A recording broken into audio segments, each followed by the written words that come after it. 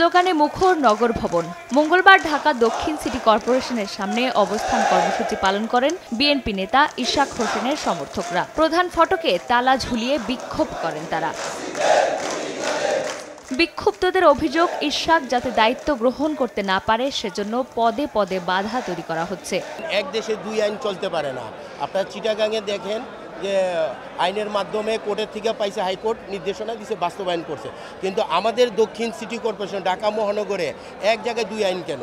আমাদের দাবি পূর্ণ হওয়া পর্যন্ত আমরা আমাদের আন্দোলন প্রত্যাহার করব না। আন্দোলনকারীরা বলেন, নির্বাচিত জনপ্রতিনিধির পরিবর্তে প্রশাসক বসিয়ে নাগরিকদের প্রাপ্য সেবা থেকে বঞ্চিত করছে সরকার।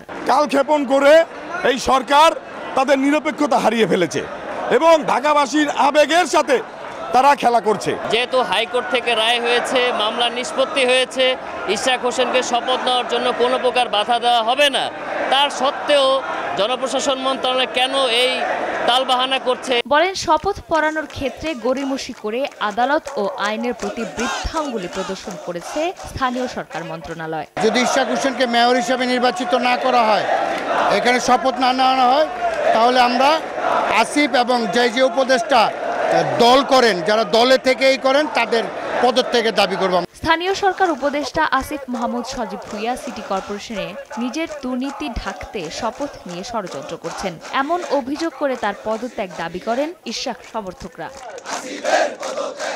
দ্রুত শপথ পড়ানো না হলে আরো কঠোর কর্মসূচির হুঁশিয়ারি দেন আন্দোলনকারীরা।